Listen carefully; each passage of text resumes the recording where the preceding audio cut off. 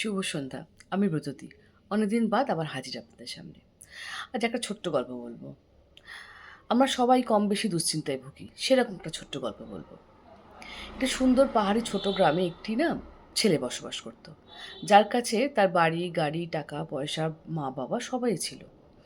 অর্থাৎ তার কাছে দুশ্চিন্তা করার মতো কিছুই ছিল না।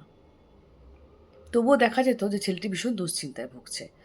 সে সবসময় তার পাস্টে কী ভুল হয়েছে সেইটা নিয়ে এবং সে ভবিষ্যতে কী করবে, কী করলে ভালো হয় এই নিয়ে সারাক্ষণ সে দুশ্চিন্তায় ভুগত।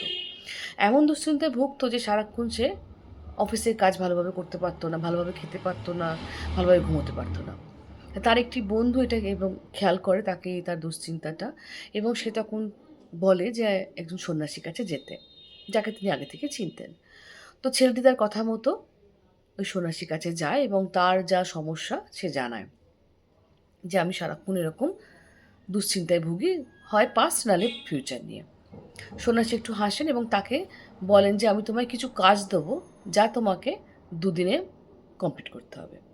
তো বললো হ্যাঁ ঠিক আছে বলুন কী করতে হবে। তখন বললো আজকে তোমার কাজ হলো সূর্যাস্ত পর্যন্ত তুমি এই নদীর ধারে গিয়ে বসবে, আর নদীর ধারে বসে দেখবে ছোটো ছোটো অনেক পাথর আছে। তোমার যা সারাদিন দুশ্চিন্তা হবে পাস্ট নিয়ে বা ফিউচার নিয়ে, তুমি একটি করে পাথর তুলে ঝুড়িটা ভর্তি করবে।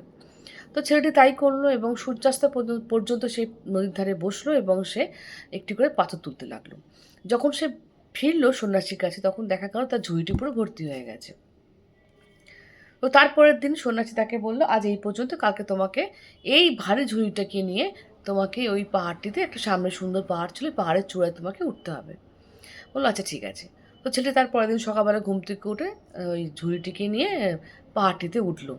খুব ক্লান্ত হয়ে গেল, মানে পুরো ঘাম টাম ঝরছে তার, মানে একদম ভীষণ বিরক্ত হয়ে গেছে। সন্ন্যাসীকে বললো আপনি একটা এত শক্ত কাজ দিয়েছেন আমাকে, আমি এই ভারী ঝুড়িটা নিয়ে এত দূর এত কষ্ট করে আমি উঠলাম। বললো ঠিক আছে আজকে তোমার কাজ শেষ, কালকে তোমাকে আবার আরেকটি কাজ দেবো। বললো আচ্ছা ঠিক আছে। তারপরের দিন সকালবেলাতে তো সন্ন্যাসী একটি ফাঁকা ঝুড়ি ওই ছেলেটিকে দিয়েছে, তুমি আজকে এই ফাঁকা ঝুড়িটাকে নিয়ে পাহাড়ের উপর উঠবে। তো নেক্সট যেদিন ছেলেটি পাহাড়ে উঠেছে সেদিনকে বেশ এনজয় করতে করতে উঠেছে, মানে পাহাড়ে বেশ সুন্দর সুন্দর ঝর্ণা পড়েছে, পাহাড়ি ফুল ফুটে রয়েছে, বড় বড় গোলাপ, পাখি ডাকছে, পাহাড়ের শোভা যেরকম দেখা যায়, ঠান্ডা ঠান্ডা হাওয়া। খুব আনন্দ করে পাহাড়ে উঠেছে, উঠে এবং চূড়ায় উঠে সে খুব আনন্দ করছে একদম। তো সন্ন্যাসীও সেদিনকে ওর সাথে গেছে। তো সন্ন্যাসী বলল তুমি আমাকে এই দুদিনের ডিফারেন্স বলো, তুমি কালকে পাথর ভর্তি ঝুড়িটাকে নিয়ে উঠেছিলে আর আজকে তুমি ফাঁকা ঝুড়িটাকে নিয়ে উঠলে, তোমার দুদিনের মধ্যে তোমার কীরকম অনুভব হয়েছে।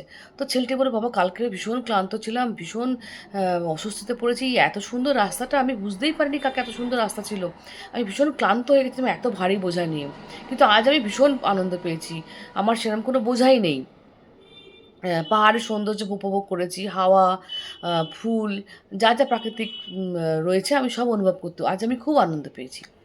তখন সন্ন্যাসী তাকে বললেন যে পাস্টের দুশ্চিন্তা আর ভবিষ্যতের কী হবে এই দুটো দুশ্চিন্তা নিয়ে যদি তুমি সারা জীবন থাকো তাহলে তোমার প্রেজেন্ট লাইফ অর্থাৎ এই পাহাড়ে চড়ার যে সময়টা তুমি কিন্তু আনন্দ উপভোগ করতে পারবে না। আমাদের জীবনটাও ঠিক এরকম, পাস্টে কী হয়েছিল, কী হবে, কী ভুল করেছিলাম যা আর কোনোদিন ঠিক শুধরানো যাবে না, যা আমার হাতে নেই। আর ফিউচারে কী হবে, কী করলে ভালো হয় এটাও একটা দুশ্চিন্তা। তো বরঞ্চ পাস্ট থেকে আমাদের শিক্ষা নেওয়া উচিত এবং ফিউচারে কী করব এটা প্ল্যানিং করা উচিত। তাহলে দেখবেন অনেক দুশ্চিন্তা কিন্তু আমাদের কমে যাবে। নাহলে কিন্তু ওই ছেলেটির মতো ওই পাথর ভর্তি মানে বাস্কেটটাকে নিয়ে আমাদের সারাটা জীবন কাটাতে হবে।